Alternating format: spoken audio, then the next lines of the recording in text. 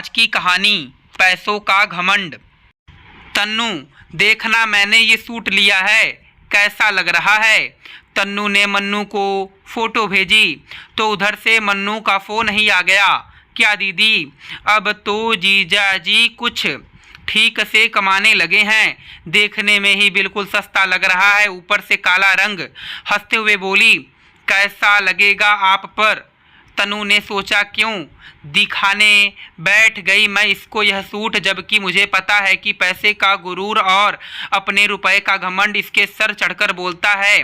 तनु अपना सर झटक रसोई के काम में लग गई। तनु और मनु ये हैं गिरधारी जी की दो बेटियां, दोनों ही एक दूसरे के विपरीत, शक्ल में भी और स्वभाव में भी।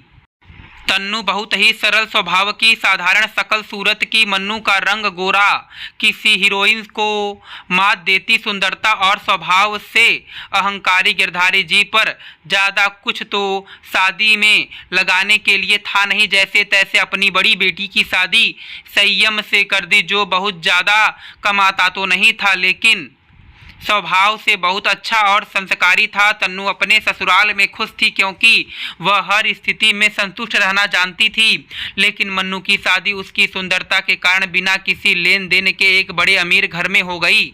लड़का भी सही था, मन्नू की स्थिति तो ऐसी थी जैसे किसी अंधे के हाथ बटर लग गई हो।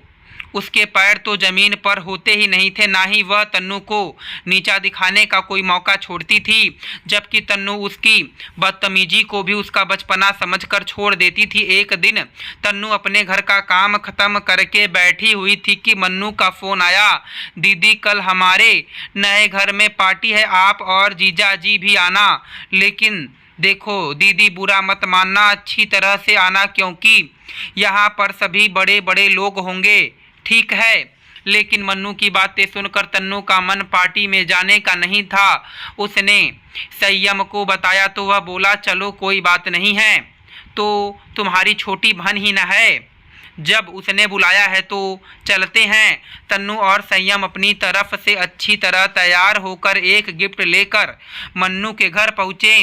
घर क्या कोठी थी जो रोशनी से जगमग रही थी। वो दोनों अंदर पहुँचे तो मनु तनु के पास आकर बोली, क्या दीदी, आपके और जीजा जी के पास ढंग के कपड़े नहीं थे तो मुझे बता देते, आ जाओ अब।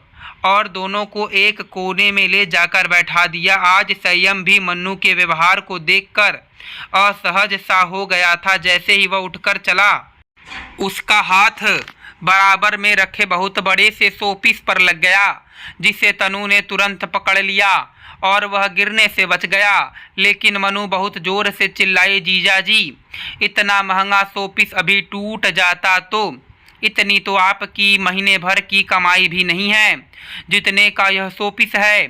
सबके सामने अपनी पति की बेइज्जती तनु सहन नहीं कर सकी और मन्नू से बोली कि आज तक तूने जो कुछ भी मुझे कहा मैं उसे तेरा बचपना समझकर टालती रही, लेकिन अपने पति का अपमान मैं किसी को भी नहीं करने दूंगी। भगवान की लाठी में आवाज़ नहीं होती है मनु, समय बदलते देर नहीं लगती। उस दिन से उसने मुड़कर मनु की तरफ नहीं देखा। 20 साल बीत चुके थे इस बात को। इतने सालों बाद अपने फ़ोन पर मन्नू का कॉल देखकर न चाहते हुए भी उसने फ़ोन उठाया। मनु की दर्द से भरी हुई बड़ी धीमी सी आवाज़ आई, दीदी, एक बार अपनी छोटी बहन की गलतियों को माफ़ करके मुझसे मिलने आ जाओ।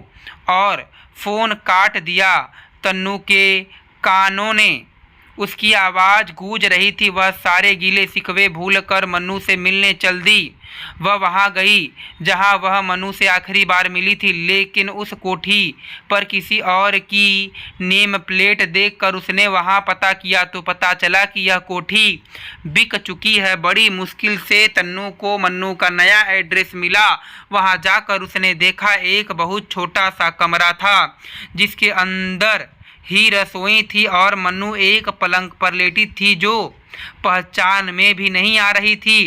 सारी सुंदरता और वैभवता सब गायब थी। उसकी हालत देखकर तन्नू का कलेजा मुंह को आ गया। वह मन्नू को अपने घर ले आई। मन्नू ने उसे बताया कि उस दिन जब उसकी बहन उससे नाराज होकर गई, जैसे ईश्वर भी उससे नाराज हो गया। उसके पति को जुए और शराब की लत लग गई, सब कुछ लूट गया, ना वह माँ बन पाई।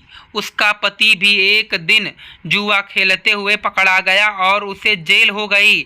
उसे भी टीबी की बीमारी ने जकड़ लिया। वह अकेली पड़ गई थी। तन्नू की देखभाल और सही ट्रीटमेंट से मन्नू की हालत में सुधार था। समय ने मन्नू के घमंड को चूर चूर कर दिया था। तन्नू के अच्छे कर्म उसके अपने कामयाब बच्चों के रूप में उसके सामने थे। धन्यवाद दोस्तों, मैं उम्मीद करता हूँ कि आपको यह कथा पसंद आई होगी। फिर मिलेंगे आपसे अगली कथा में। आप सभी का धन्यवाद।